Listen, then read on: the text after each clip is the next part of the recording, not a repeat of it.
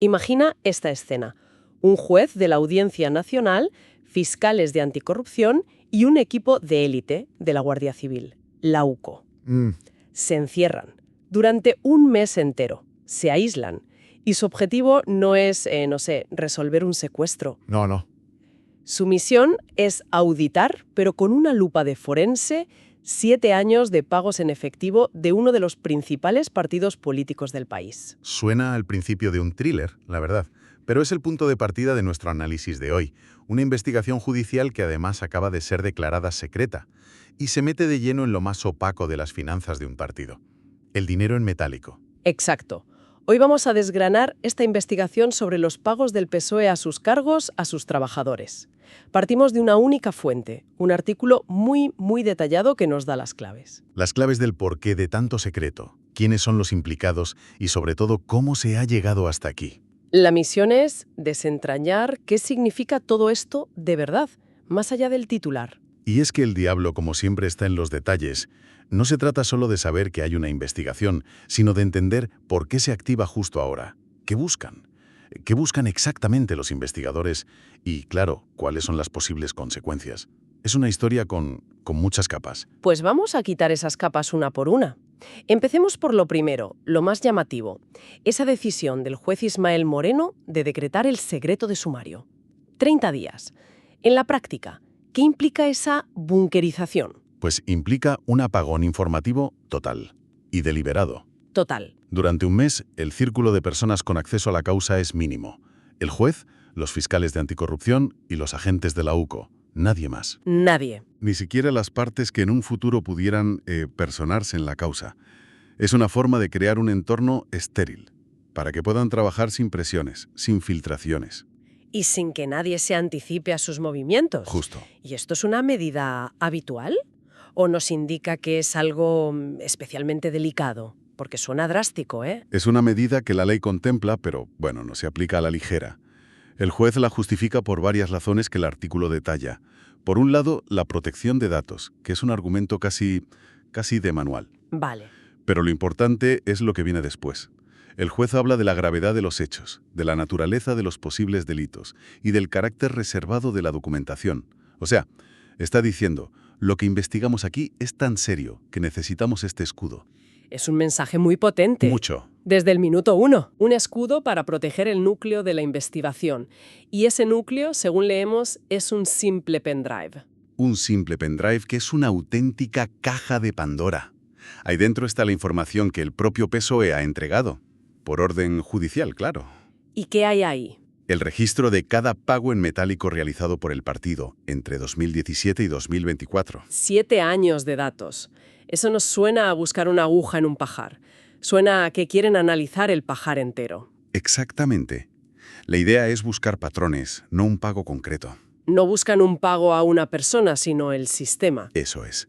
Quieren entender el flujo de ese dinero en efectivo. Y la orden del juez fue increíblemente amplia. Los datos de cualquier persona vinculada al partido. Cualquiera. Cualquiera. Cargos, empleados, simpatizantes, voluntarios. Quien haya recibido un solo euro en metálico en ese periodo. Es una auditoría masiva. Entiendo que una petición así de invasiva generaría cierta resistencia. ¿Y la generó? El artículo describe un momento de tensión al principio. El partido le pide al juez que acote la petición. Que concrete un poco. Sí, básicamente le preguntan si de verdad necesita los datos de todo el mundo o si se puede centrar en las personas ya conocidas, ¿no? Como el exministro Ábalos, Koldo García, Santos Cerdán. Era un intento de limitar el alcance, claro. Clarísimo. Esa es una pregunta clave. ¿Y qué respondió el juez? Su respuesta fue una pared.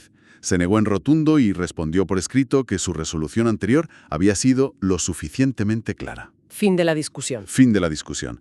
Este intercambio es muy revelador. Nos muestra a un juez que no está dispuesto a negociar el perímetro de su investigación y que quizá sospecha que si acota la información se le pueden escapar piezas clave del puzzle. Lo que nos lleva a la gran pregunta. ¿Quién está en ese puzzle? Porque la investigación no se queda en cargos intermedios. El artículo es muy explícito y apunta directamente a la cúpula, mencionando al presidente del gobierno, Pedro Sánchez. Así es.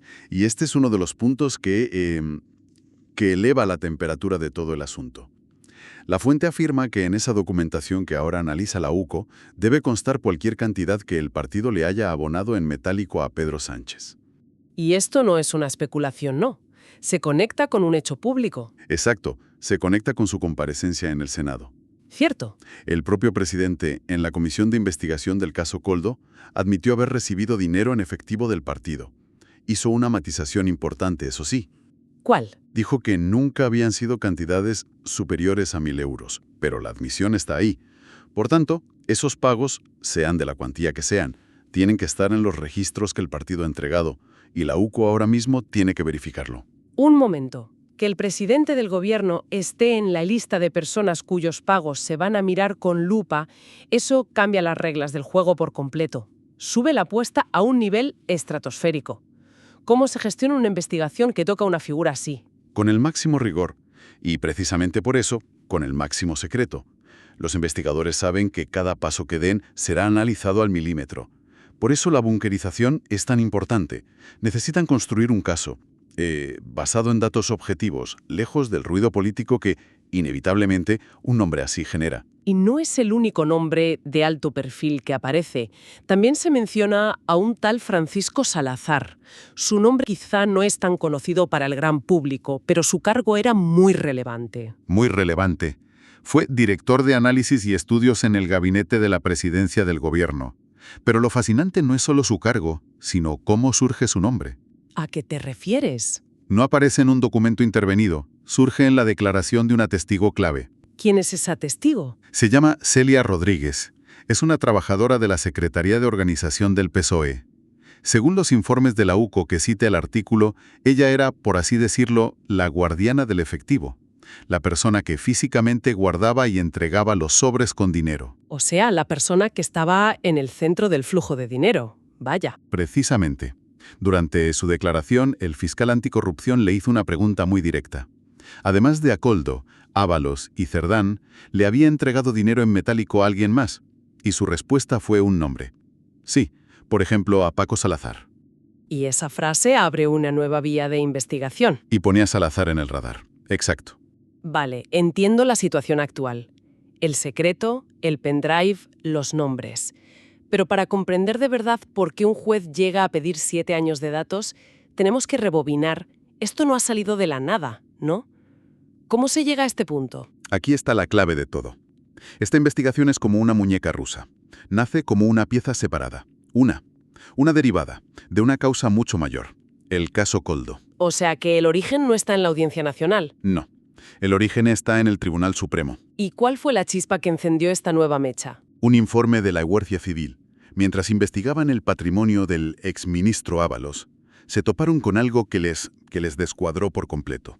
¿El qué? Al analizar sus comunicaciones, encontraron una serie de mensajes que hablaban de un trasiego de sobres con dinero en metálico. O sea, que la Guardia Civil encuentra mensajes que suenan a película de gángsters, trasiego de sobres. Y eso es lo que activa las alarmas. Exacto. Pero lo que de verdad preocupó a los investigadores no fue solo la existencia de los sobres, sino dos cosas. La procedencia del dinero era desconocida y, sobre todo, no había ningún respaldo documental. ¿Ninguno? Ni facturas, ni tickets, ni una justificación clara de por qué ese dinero se movía. Era, en apariencia, un circuito de dinero en B. Ante algo así, supongo que el juez del Supremo, Leopoldo Puente, quiso explicaciones. Lo intentó. Citó a declarar a los dos protagonistas, a Ábalos y a Koldo García, para que aclararan qué era ese dinero. Pero aquí la investigación chocó contra un muro de silencio. Se negaron a declarar. Ambos se acogieron a su derecho a no declarar. Y su silencio es casi más elocuente que una confesión, ¿no? Le deja al juez sin más opción que seguir tirando del hilo por otro lado. Totalmente. Ese silencio impidió al juez resolver lo que él mismo describió como una aparente falta de sintonía entre los mensajes que hablaban de sobres y la información oficial del partido, que hablaba de gastos justificados. Había una contradicción flagrante. Y nadie la explicaba. Nadie. Y por eso el juez llamó a más gente. Claro. Sí. Al no poder interrogar a los protagonistas, decidió llamar a los responsables administrativos. Citó al entonces gerente, Mariano Moreno Pavón, y a la empleada que ya hemos mencionado, Celia Rodríguez. Pero sus declaraciones, según el artículo, fueron de todo menos clarificadoras. ¿En qué sentido? ¿Hay algún ejemplo concreto de esa falta de claridad? Hay uno que es Es absolutamente revelador. El exgerente, que hoy preside la empresa pública en USA, reconoció ante el juez algo increíble, A ver, que en el partido no existía un control exhaustivo sobre los justificantes de gastos. Admitió textualmente que no verificaba si la persona que pedía que le devolvieran un dinero era la misma persona que realmente había hecho ese pago. perdona, ¿me estás diciendo que el gerente de uno de los partidos más grandes de Europa admite que no sabía quién pagaba qué? Eso no es un descuido, parece un agujero de seguridad financiera, del tamaño de un estadio. La reacción del juez fue muy parecida, ¿eh? Se lo echó en cara directamente. Me imagino. Le dijo, sin rodeos, que con ese sistema cualquiera podría cobrar gastos que en realidad había pagado un familiar, un amigo, un vecino o incluso alguien que se hubiera encontrado un ticket por la calle. ¡Qué barbaridad! Esto destapó una posible debilidad sistémica, una falta de control que podría ser el caldo de cultivo perfecto para todo tipo de irregularidades. Con este panorama entiendo por qué el Supremo decidió que esto era una historia aparte. Precisamente, el 31 de octubre el juez Puente llega a una conclusión lógica. Toda esta trama de pagos en la sede de Ferraz, aunque muy sospechosa, no parecía estar directamente ligada al corazón de su investigación. Que era el tema de las mascarillas. Eso es, las comisiones en la compra de mascarillas. Eran dos cosas que podían y debían caminar por separado, así que extrajo esta parte de la causa y la envió a la Audiencia Nacional. Y así es como nace esta nueva investigación, la que ahora está bajo secreto. Entendido el origen, ahora comprendo mucho mejor por qué la Fiscalía en la Audiencia Nacional pide un análisis tan a fondo. Quieren atar todos esos cabos sueltos. Con todo esto sobre la mesa, ¿qué es lo que realmente sospechan? ¿Hablamos de un simple descontrol administrativo o de algo mucho más grave? Pues la petición del fiscal, a la que tuvo acceso la fuente, deja claro que no lo consideran un simple descontrol. Se basa en la sospecha de que existen conductas que podrían ser un ilícito penal. Y el abanico de posibles delitos que menciona es muy amplio y muy serio. ¿Cuáles son esos posibles delitos? El artículo los enumera. Se habló de un espectro que va desde el blanqueo de capitales, pasando por el posible desfalco cometido contra el partido, amén de otras eventuales irregularidades. Vamos a traducir eso. Por favor. El blanqueo de capitales suena muy fuerte. Eso implicaría que el dinero que entraba en esos sobres tenía un origen ilegal, ¿no? Exacto. La sospecha de blanqueo apunta a que ese dinero en efectivo, de procedencia desconocida, podría venir de actividades ilícitas, y que se estaría usando la estructura del partido para lavarlo, para meterlo en el circuito legal a través de supuestos pagos de gastos. Es la hipótesis más grave. Sin duda. ¿Y el desfalco? El desfalco, o apropiación indebida, sería otra posibilidad. Que alguien, aprovechando esa falta de control que admitió el exgerente, se estuviera quedando con dinero del propio partido. O sea, que el partido no fuera el autor, sino la víctima. Correcto, la víctima de un robo interno. Y luego está esa coletilla, otras eventuales irregularidades, que es una puerta abierta a investigar delitos fiscales o de financiación ilegal si se encontrarán indicios. La UCO tiene un campo de investigación enorme. Entonces, si recapitulamos, el cuadro es el siguiente.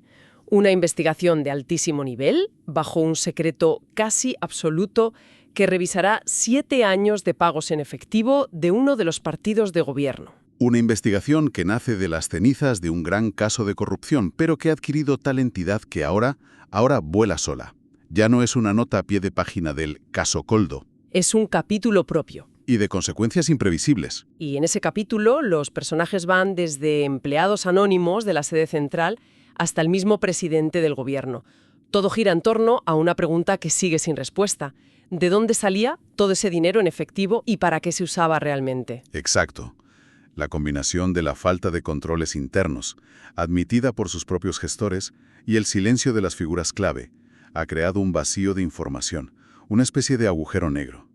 Y ahora, la Guardia Civil tiene un mes para intentar llenarlo, no con testimonios, sino con la prueba más objetiva que existe. Los propios datos. Los propios datos financieros que el partido se ha visto obligado a entregar. Todo lo que hemos analizado se basa en los controles financieros internos de una formación política. Pero, inevitablemente, esto nos lleva a una reflexión más profunda, ¿no?, que va más allá de este caso concreto. Desde luego.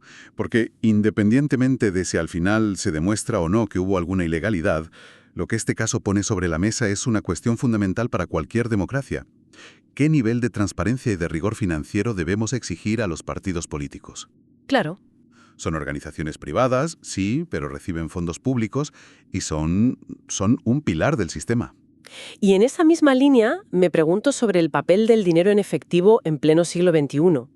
En un mundo donde casi todo deja un rastro digital, ¿cómo afecta la confianza de la gente que una parte importante de las finanzas de un partido se mueva en metálico, que por definición es mucho más difícil de rastrear? Es una buena pregunta. Incluso aunque sea para gastos totalmente legítimos, ¿no genera una sombra de duda que es en sí misma perjudicial para la salud del sistema?